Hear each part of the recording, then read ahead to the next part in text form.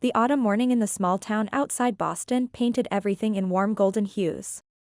The maple trees lining the quiet residential streets had turned brilliant shades of red and orange, their leaves dancing in the gentle breeze. Catalina Rodriguez barely noticed the beautiful scenery as she hurried toward the community health center, her mind already focused on the day's home visits scheduled for elderly residents. At 29, Catalina had earned deep respect from both her colleagues and the local community as a dedicated public health nurse, known for her compassionate care and unwavering dedication to her patients. Her practical navy scrubs and comfortable shoes reflected her hands-on approach to healthcare, while her warm brown eyes and genuine smile made her trustworthy. As she pushed through the glass doors of the health center, Catalina's phone buzzed insistently in her jacket pocket. The screen showed Esperanza, and her stomach tightened with familiar anxiety before she answered.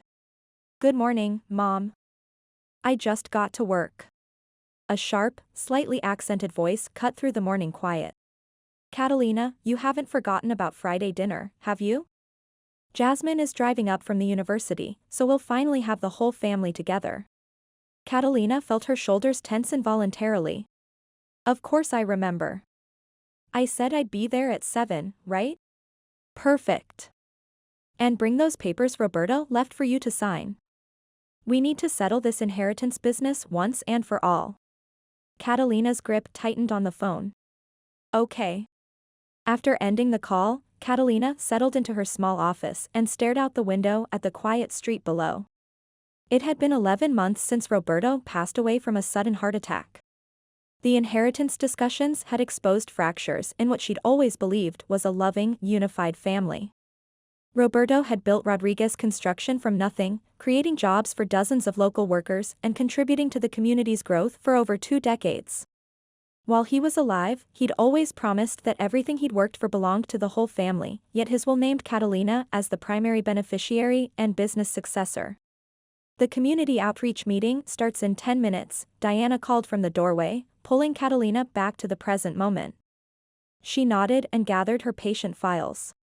Her mind couldn't separate her work caring for families from the growing tension within her own. That evening, Catalina stood in her small kitchen, heating up leftover soup while checking messages on her phone. A text from Jasmine appeared, "Can't wait for tomorrow. Mom's making something special."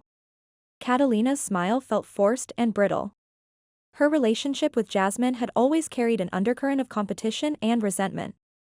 Jasmine was everything Esperanza valued, naturally beautiful, academically gifted, and blessed with an easy charm that drew people to her. Catalina, by contrast, had always been the serious one, focused on helping others rather than impressing them. Since Roberto's death, that divide had only grown wider and more painful.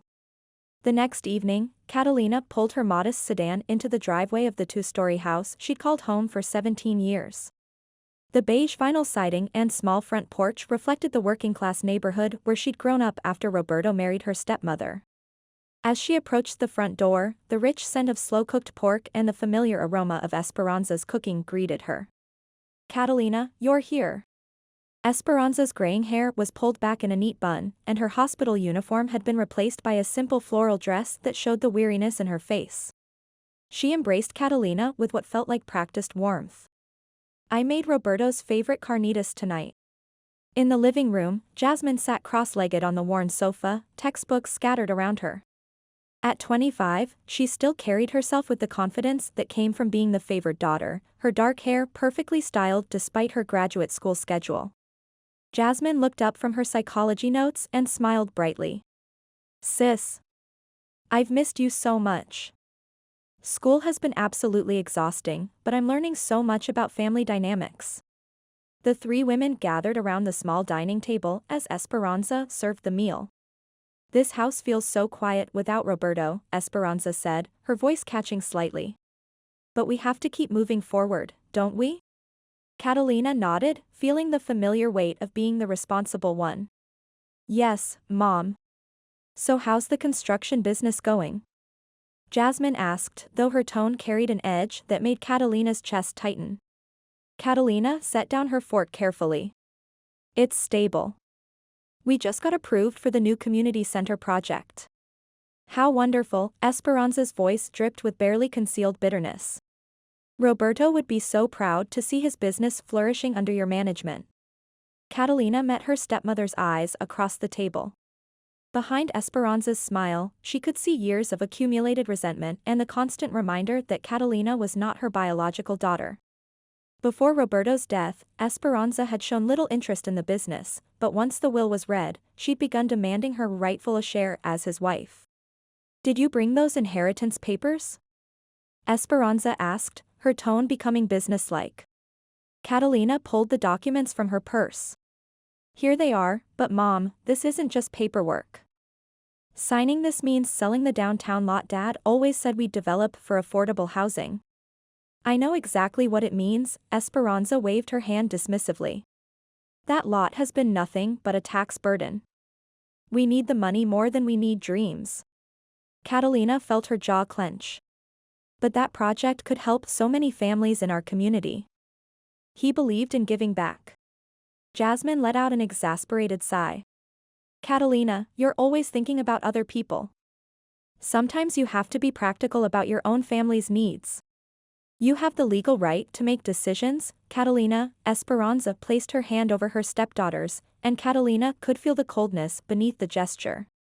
"But remember, Roberto built this with me by his side. I think I deserve some consideration in these choices." Catalina nodded silently, though her heart was racing. She hadn't mentioned what she'd discovered recently while going through Roberto's business records, several questionable loans and payments that didn't match the company's official books. Tonight had seemed like the right time to discuss it, but the hostile atmosphere made her reconsider. "I understand your concerns, Mom. Let me think about it a little longer." Esperanza's lips pressed into a thin line, but she said nothing. Jasmine quickly changed the subject to her graduate program, but the tension remained thick in the air throughout the rest of the meal. As Catalina was gathering her things to leave, Jasmine glanced out the window at her car parked in the driveway. "Isn't it time you got a newer car? That one's got to be at least 6 years old by now." "7, actually," Catalina replied, pulling on her jacket. "But it runs perfectly fine." "I noticed the brakes sounded weird when you pulled up though," Jasmine said, tilting her head with feigned concern. "Are you sure it's safe for all those home visits you do?" "Thanks for worrying about me," Catalina forced a smile. "I've been meaning to have Carlos take a look at it anyway." During the drive home, Jasmine's comment kept echoing in her mind. Now that she thought about it, the brakes had felt slightly different during her rounds this week, though she'd attributed it to the car's age. She made a mental note to call Carlos first thing in the morning. The next morning, Catalina climbed into her sedan planning to head straight to the health center for her early appointment. The engine turned over normally, but something felt off as she backed out of her driveway. When she pressed the brake pedal to stop at the end of her street, it sank much deeper than usual before catching. "That's not right." She tested the brakes again, and her heart skipped. They were definitely not responding the way they should. Jasmine's words from the night before rang in her ears, "Are you sure it's safe for all those home visits you do?" Catalina immediately called Diana to reschedule her morning appointments, then carefully drove to Carlos Herrera's shop at the edge of town. The small auto repair garage sat between a laundromat and a taco stand, serving the working families of their neighborhood for over 15 years. Carlos had been Roberto's friend since childhood, and Catalina had known him since she was 12 years old. "Catalina. What brings you here so early?" Carlos called out, wiping grease from his hands on a shop rag. "Good morning, Carlos. Something's wrong with my brakes. They felt fine yesterday, but this morning they're barely working." Carlos's expression grew serious as he took her keys. "Let me get it up on the lift. Grab some coffee from the pot while I take a look." Catalina sat in the small waiting area, trying to focus on her patient files, but anxiety gnawed at her stomach. 20 minutes later, Carlos emerged from the garage, his face grim and troubled. "Catalina, I need you to come see this." Her heart sank as she followed him to where her car was raised on the hydraulic lift. "Look here," Carlos pointed underneath the vehicle. "This is your brake system. See where these pads should be?" Catalina peered up at the exposed mechanism. "What's wrong with it?" "The brake pads have been removed," Carlos said, his voice tight with anger. "And I mean deliberately removed. This wasn't wear and tear or an accident. What? The word came out as barely a whisper. I'm certain, Carlos nodded grimly. Someone with knowledge of car repair took these out on purpose. This isn't something that happens by chance. Catalina felt the world tilt around her. But who would? Why would someone? Has anyone else had access to your car recently? Carlos asked gently. This is serious, Catalina. If you'd hit the highway and needed to stop suddenly, you could have been killed. Catalina's mind raced back to the previous evening. I was at my family's house last night, but the car was just parked in the driveway. I can't imagine anyone would. Carlos crossed his arms, studying her face. Catalina, this isn't just vandalism. Someone deliberately tried to put you in danger. You need to call the police. The implications hit her like a physical blow. Someone had wanted to hurt her, maybe even kill her.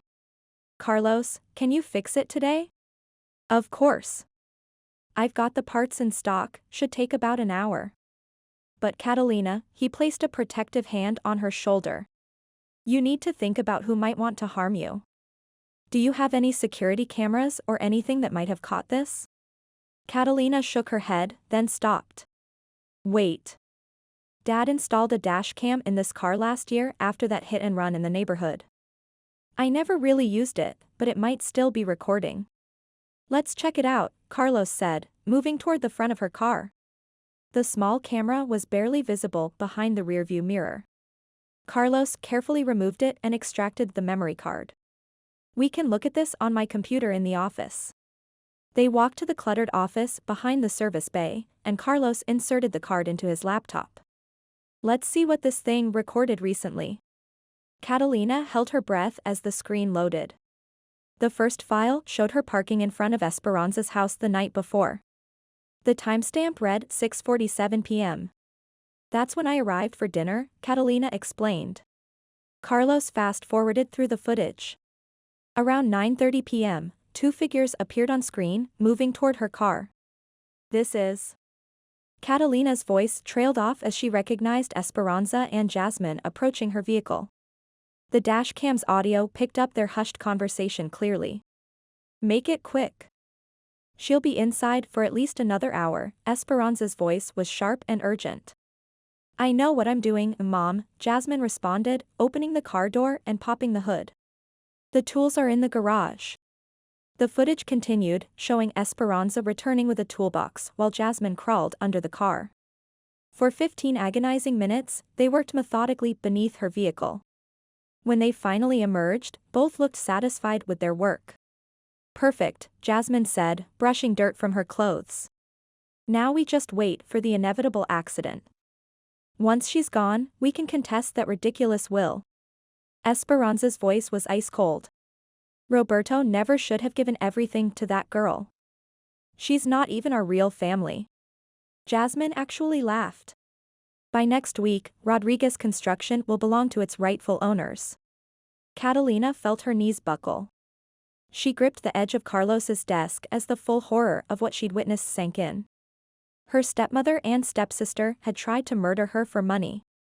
Carlos stared at the screen in stunned silence. Dios mío, Catalina. This is... Catalina stood slowly, her voice surprisingly steady despite the chaos in her heart. Carlos, can you make a copy of this recording? Of course, he said, already reaching for a blank drive. You're going straight to the police, right? This is attempted murder. Catalina took a shaky breath. Yes, but first there's something I need to do. Carlos looked at her with deep concern. Just get the car fixed, please. And Carlos? She met his worried eyes. Don't tell anyone about this yet. I can fix it, but Catalina, what are you planning? A hardness she'd never felt before settled in her chest. I'm going to make sure they understand exactly what they've done. Don't do anything dangerous, Catalina, Carlos said, fear evident in his voice. I won't, she replied, though her smile held no warmth. While Carlos worked on her car, Catalina sat in the small office, staring out at the quiet street beyond the garage. 1,000 thoughts raced through her mind, but beneath the chaos, she felt an unexpected calm settling over her. All finished, Carlos announced as he returned, wiping his hands on a rag. New brake pads, fresh fluid, and I checked everything twice. She's as safe as the day she rolled off the lot. Thank you, Carlos. Catalina stood and reached for her purse. Please be careful, he said, genuine worry creasing his weathered face. You're still going to the police, right? Catalina's smile was steady but cold. Soon. But with this recording, I have all the time I need. Carlos shook his head slowly. Just promise me you won't do anything reckless. Don't worry. The car is completely safe now, isn't it? Absolutely. Catalina paid Carlos and called the health center to cancel her appointments for the day. Then she drove home and sat at her kitchen table, methodically planning what came next. That evening, Catalina dialed Esperanza's number. Catalina? What's wrong? Esperanza's voice was perfectly normal, as if she hadn't spent the previous night trying to orchestrate her stepdaughter's death. Nothing's wrong, Catalina said, forcing brightness into her tone. I was just thinking we should spend some time together this weekend. Maybe drive out to that cabin Dad loved so much? Silence stretched across the phone line. That's awfully sudden. Is everything okay? Everything's fine. It's just that we haven't really been together as a family since Dad died. I think he'd want us to stay close. I suppose. Esperanza's voice carried uncertainty. Let me call Jasmine and see if she can get away from her studies. Great. I'll drive us all up there. Are you sure? How's that old car of yours holding up?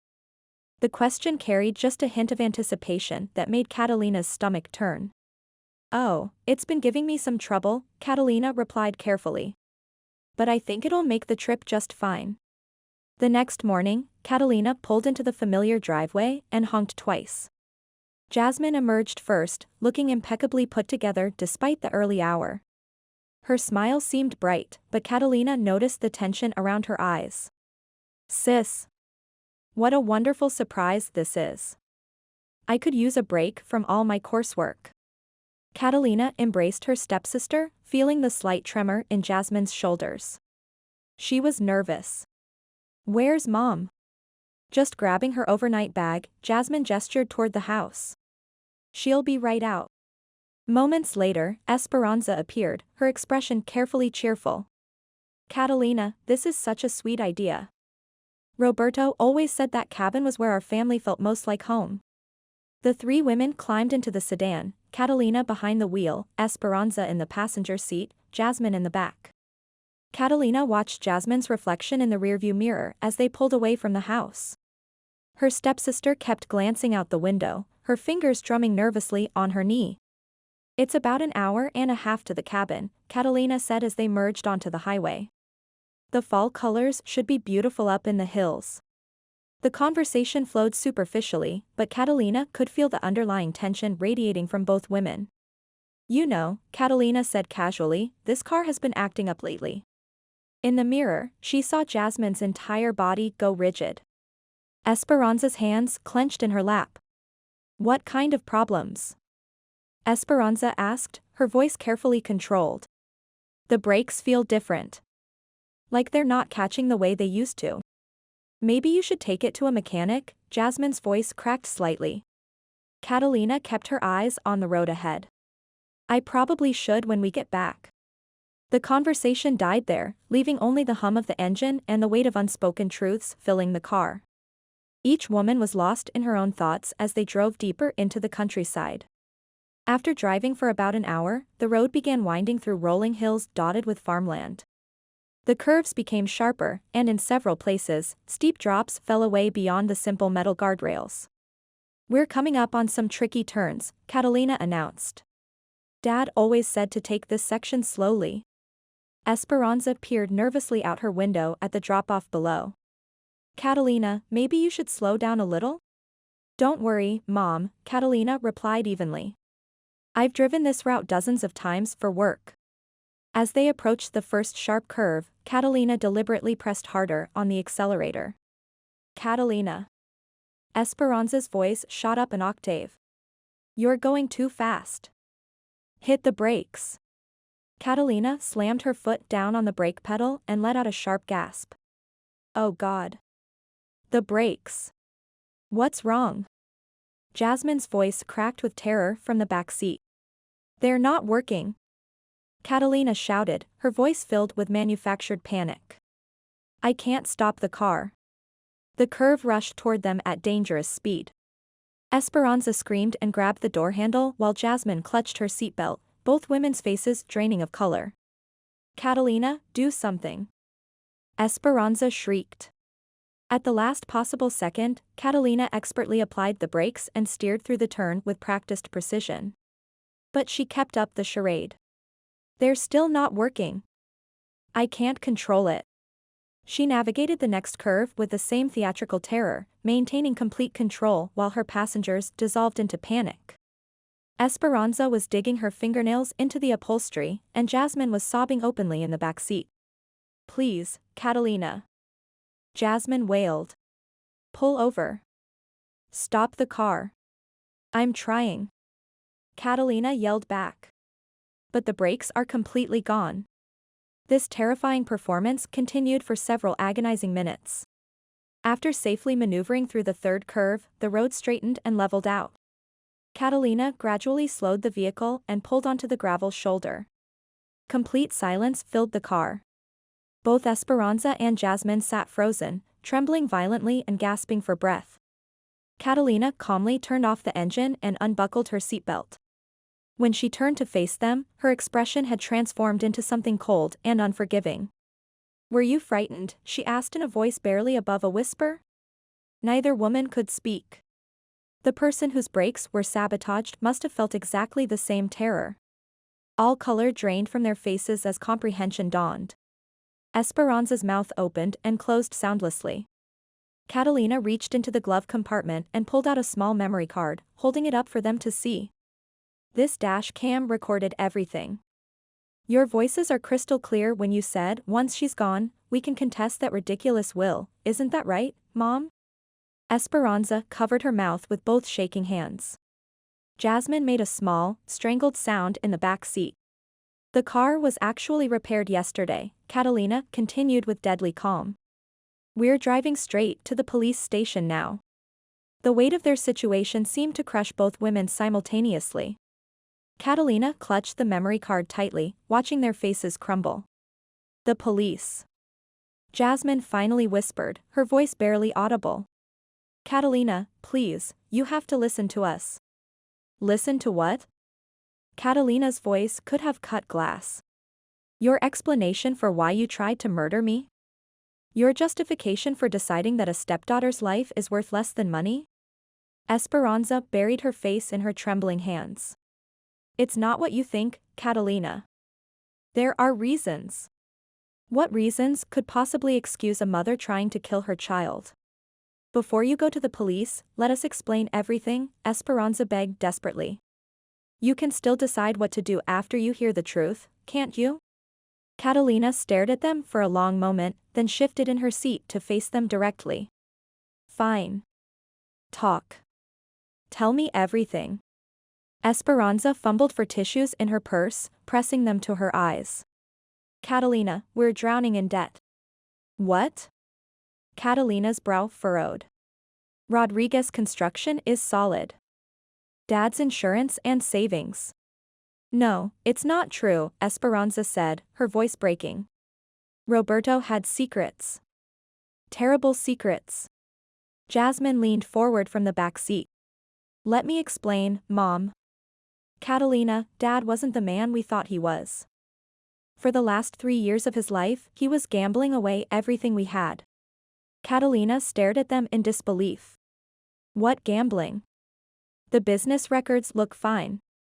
He was betting on underground fights and illegal card games, Jasmine continued.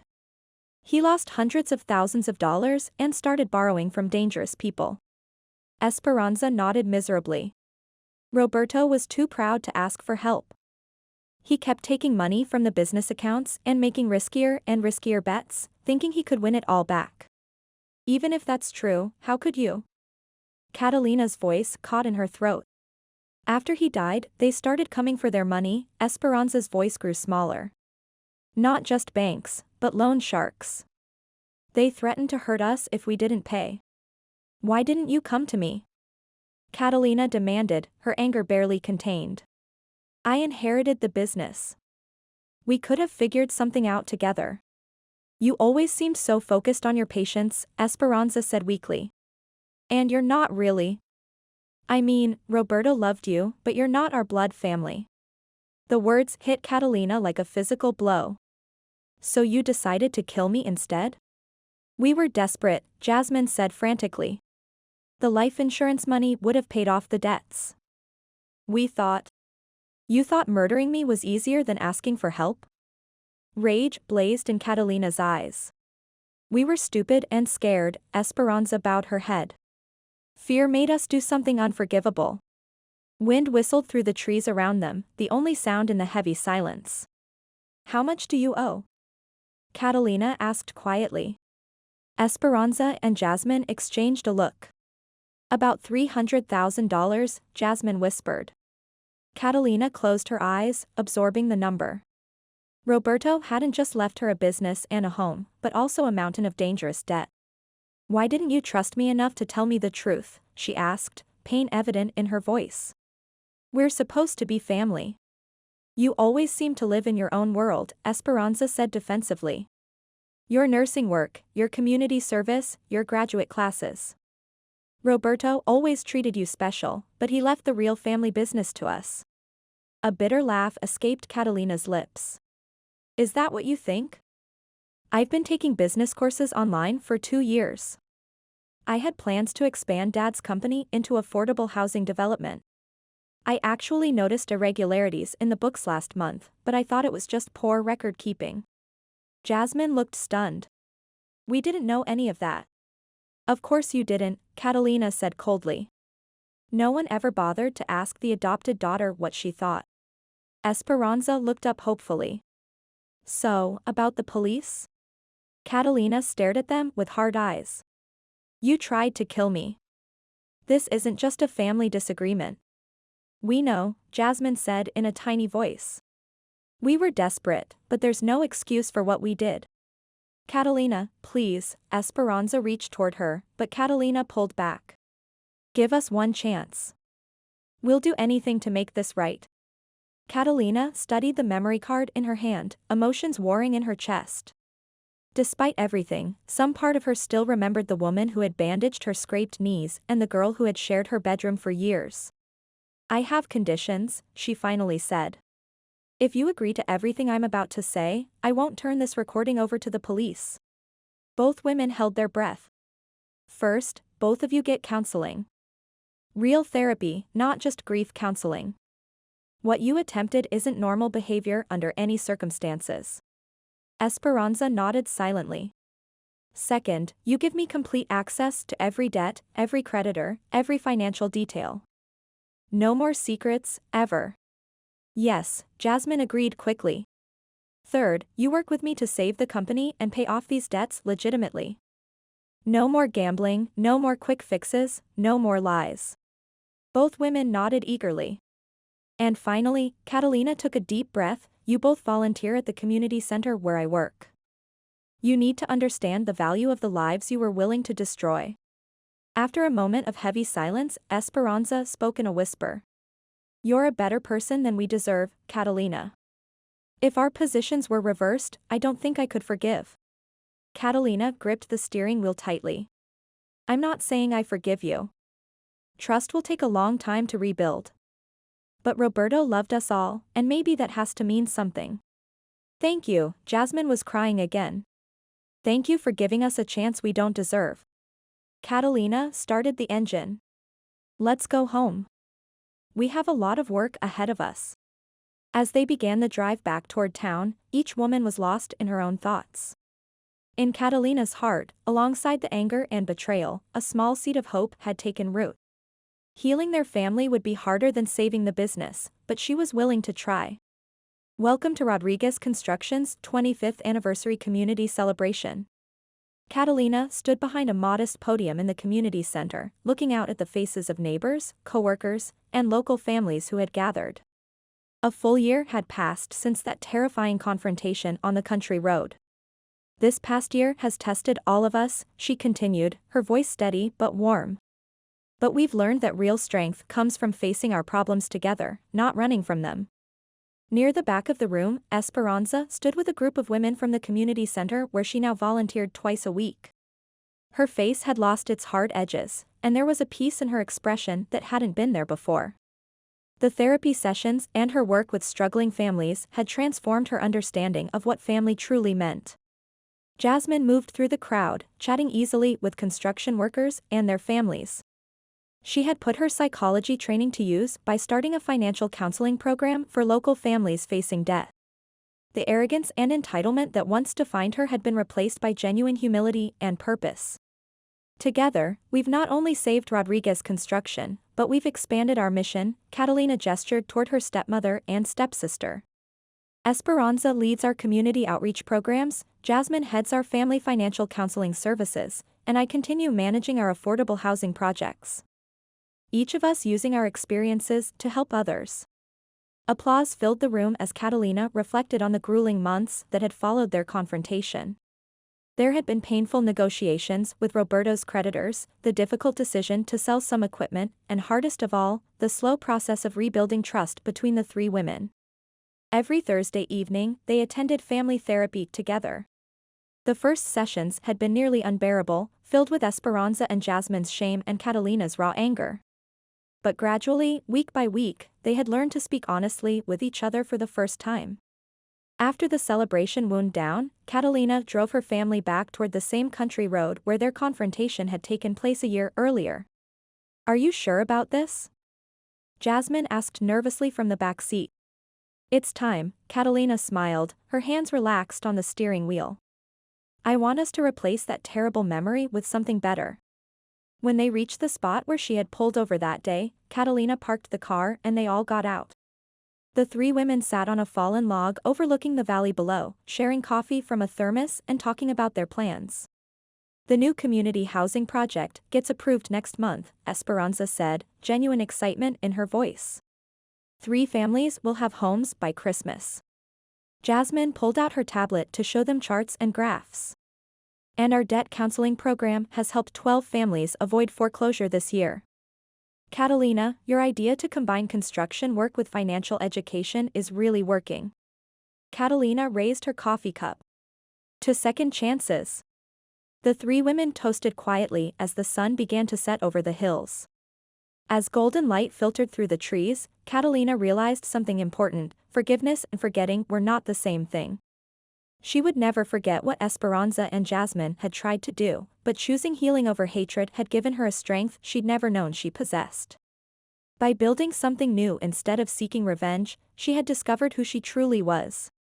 The next morning, they drove down the same winding road, the 3 women in the same seating arrangement as a year before. But everything had changed. "I've been thinking about our next project," Catalina said as they navigated the familiar curves. "What if we created a community workshop space where people could learn construction skills while we're building their homes?" The conversation flowed naturally as they descended toward town. Sunlight streamed through the windows, warming their faces and marking the start of another day in their rebuilt life together.